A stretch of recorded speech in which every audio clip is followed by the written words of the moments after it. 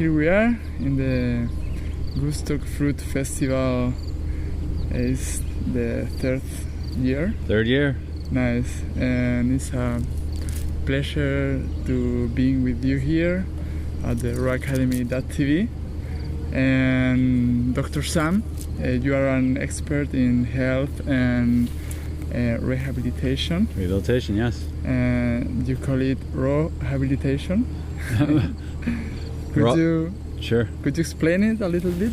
Sure. RAW-habilitation is a term that I coined to express a comprehensive system of health and healing, and that system is not only made up of raw foods but other raw materials that Mother Nature provides, such as air, fresh air, water, sunshine, rest and exercise, and hygiene and love. Those are what I call the other links in the chain of health that people have. There's an old adage that a chain is as strong as its weakest links, and somebody's chain of health is only strong as its weakest links. So ultimately we're all governed by these basic requisites of nature and of health, just like other species on this planet are. Of course. And well, and you are of course a medical doctor. And how do you feel in this field where another doctors are working in a very opposite way, maybe? Yeah, well, one of the things I think is important to keep in mind about the word doctor, my doctoral degree is in physical therapy, so I'm actually a DPT. And one of the things to keep in mind always, the word doctor means teacher, from doctorus, Latin derivation, means teacher. So I'm very proud to call myself a doctor, and I consider myself a real doctor, as some people say, well, are you a real doctor? And I always say, well, sure, because real doctors teach. So I really try to share the philosophy that I use with my colleagues in and outside of my field in healthcare and other types of doctors, because I think it's something that is easy to comprehend, it's easy to understand, and I don't find it to be overly threatening. I get labeled an alternative health doctor or alternative health practitioner a lot, and I always laugh at that and comment, well, there's only one alternative to health, and that's sickness. So I'm not an alternative health doctor, I'm a wellness doctor. I teach wellness, I teach health. There isn't any alternative to health, whether it's Eastern or Western or somewhere in the middle type of health or medicine, so to speak. There's just health. Yes, and how did you start with this new path of healing? Yeah, it's funny. I always believe it was predestined, and I was born into this path and this life. My parents were health and science teachers. They taught health and science for 30 years. They were PE majors, physical education majors, and also into health. And they actually went to Ithaca College, which is right here in New York, the state we're in right now. And that's where they met. And so I grew up in a household that actually taught health principles. Now, my parents weren't martyrs. They didn't beat it down our throat, but they just tried to share ideas with us and plant seeds. That's apropos, right? They planted seeds, and the seeds did stick, and they grew with me. So I was blessed to have had that early teaching. I didn't always listen. Just like most kids, we don't always listen, but my parents did a really good job of trying to instill the basics of what I'm still teaching today. I have a terminology for it now, but my father and mother always, get to bed early, son. Oh, stay hydrated. Hey, go out in sunshine. You need to get your sunshine today. So they really did a great job of stressing the basics, and my parents really are two of the best coaches I've ever had in my lifetime with a lot of things, sports and with health principles. And so I think I was born into it. When I was a student in junior high school, I was a scholar athlete, so I played sports. I got injured, suffice it to say I went to therapy. And when I was in therapy, I really got a liking to the therapist I was working with. And I said, wow, this could be a fun job, a fun profession.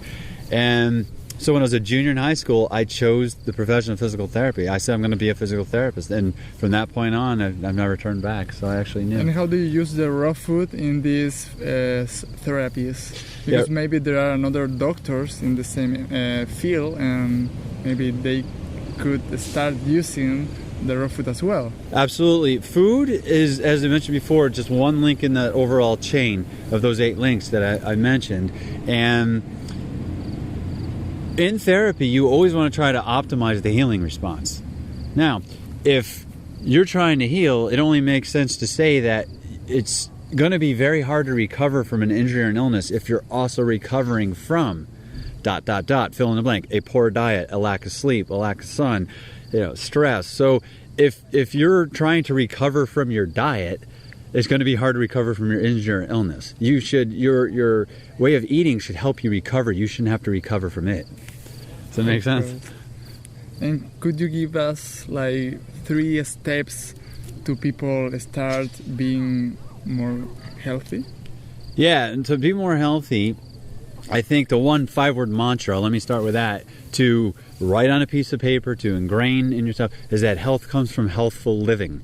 Okay, health comes from healthful living or healthy living.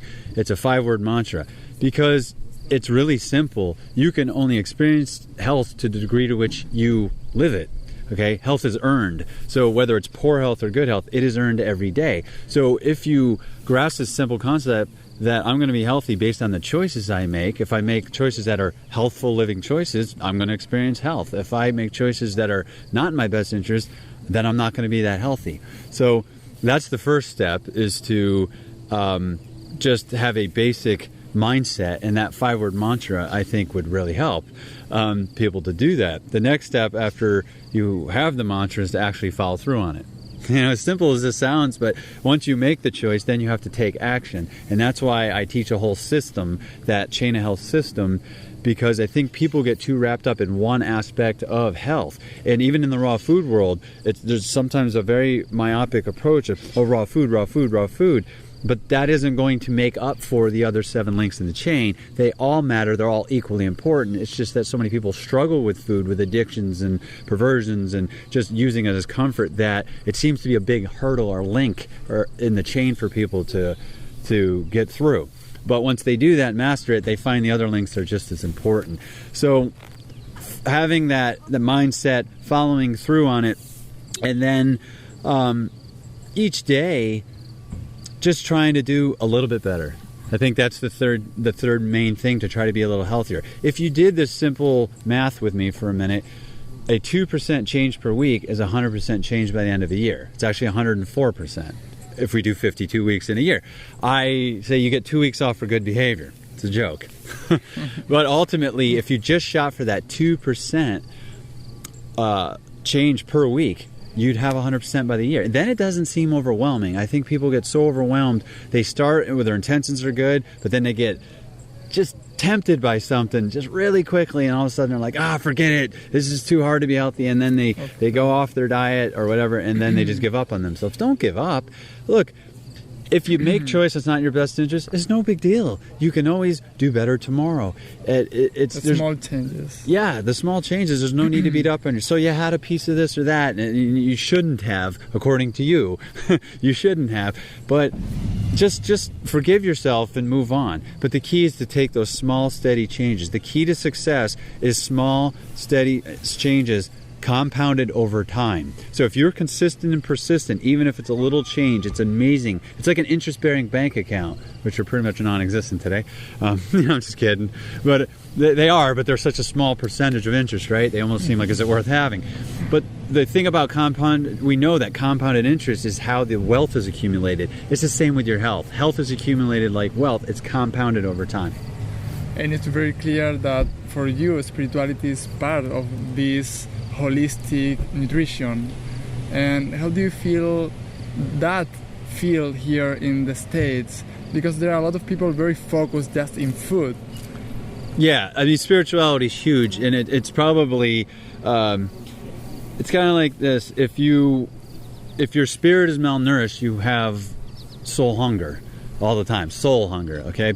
And your spiritual diet is just as important as your physical diet. There's no doubt in the world that, if not just as important, even more important, what comes out of your mouth is more important sometimes is what goes into your mouth. So what you say, how you act, who you are is all aspects of spirituality, of course. Living a heart-centered life is a big aspect of being a spiritual person. That is huge. That is huge. It's interesting because a lot of people with raw foods, they either find raw foods first and it makes them a more spiritual person, or they've already been pretty spiritually enlightened but find that raw foods enhances their ability to be a clear, conscious, connected channel and receive guidance from this divine light and love around us and constantly emanate it through us all the time. I really think that the connection there, for sure, the cleaner you are, the more of a conduit you are for divine creator's work, and that's loving service. Whether you're an artist, a healer, a teacher, a fitness instructor, we all have talents that we share with the world. And it's really a sad thing, I think, when you do not share your talents with the world. But the best way to be able to share them with the world is to feel as good as you can all the time so that you're willing to share them with the world. Of course. And are you 100% raw foodist? Yeah, I've been on this path. Actually, the path started for me in 1998 after competing in a bodybuilding competition where I was not even a raw food person yet, and I was eating a very typical bodybuilder's diet. A lot of animal proteins and refined processed foods even were part of the diet at times. And I got really sick. I mean, really sick. I had severe prostate problems, and then ended up with a lot of intestinal issues, and ended up with fatigue, and then getting depressed about all of it. And so I ended up finding raw foods then, and it changed my life. I started feeling better. I healed my body, and that was in 1998. So in 1999, I was very quickly transitioning to vegetarian and then vegan and eating a high percentage of raw food in 1999. And then in 2000, I went fully raw and have been. So for like the last, 14 years, I've been a raw foodist. People ask me, are you still raw? And I would say, I am today. I am today. Yeah. I don't know what tomorrow's going to bring. I would hope that, tomorrow brings what today's bringing, which is abundance of food in a way that I can still be raw. That's a very good answer. It's the only truth, I guess. It's the only truth. And what about the controversies or the difference, like in the raw food world, like 80-10-10, low-fat, raw vegan diet, or the raw food style of Gabriel Cousens? What do you think about that difference? Yeah, the difference is, I think the key thing is to just not be too dogmatic in any approach with anything in your life, and that includes your diet. So I think there's certain trends that we can study at what we call best practices and say the majority of the people succeeding seem to be doing it with this type of method. And I think that's important to look at trends and say who's been doing it the longest, who's been doing it the longest successfully, and who's been honestly doing it the longest truthfully. Then those are the people I'd say you might want to follow, because ultimately, why would you want to follow a path that's going to lead you down to failure, right? So I think we really should look at best practices and look at trends and look at the people that really are doing it successfully, and that would be the path you need to follow. But at the same time, even with a certain method, not getting overly obsessed with it. I watch people obsess about fat, and then I watch people eat no fat. So you get people that are eating tons of fat, then you're getting people eating no fat because they think all fat's bad, and neither is good. Somewhere in the middle is good. Of course, you need fat in your diet, but just not too much. And your body will tell you, just like it tells you when to stop eating greens and stop eating fruit, it's going to tell you how much fat your body needs. I mean, it's going to fluctuate on a given day. It might average out to be X amount of percentage for a lot of people, but on any given day, you might require more or less. So I would not gear each meal toward a certain, like it's got to be this much at every meal. That to me, I think you need to be really careful about. But yeah, of course. I think everyone's got to find their own way and their own path. But I think if you're looking to do this lifestyle successfully, just like you're looking to do anything successfully, go out and find a mentor who you know, like, and trust, who you think is going to be able to help guide you, and then listen to what they have to offer you, but still always trust your own body. Your body is the guru. Absolutely. Yeah. I agree. And what is your path? What is my path? Yeah. At this point in my life? Yeah. Where is it going? My path, first and foremost, is to be of loving service to people always, no matter what it is I'm doing. And I currently do that through hands-on healing and exercise classes I teach, and lectures, seminars, and retreats that I give on health and wellness. So my biggest path, I think, is to help make as many people on this planet as happy and healthy as possible through what I offer them in those areas of my my career. So that is my path, definitely, to be a beacon of light and love, to spread this by being an example, to always live from my heart, a truthful life, and to always be honest with people, but to just really help people wake up and become healthier. Because when people are healthy, they're more willing to do anything for anybody. I ask people this all the time. If you're feeling really good, would you help a stranger if they were in trouble? And they're like, well, yeah, right, of course you would. So when you're healthy, you're willing to do anything for about anybody, and that's loving service, which is the true currency on this planet. Money does not make the world go around. Loving service does.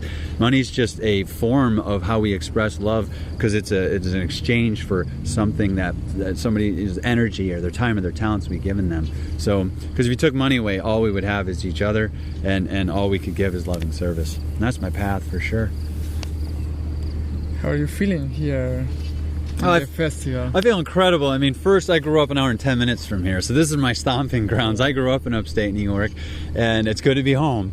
And I got to see my parents, and I love them, and they look great, and they're doing well. And then when I come here, it's just tribe. I mean, this is family. We were here last year, too, so to come back is a very familiar feeling to this specific premises at Camp Walden, because it's just amazing place. It's a bunch of adults running around for a week at a kids camp. I mean, how could you not have fun?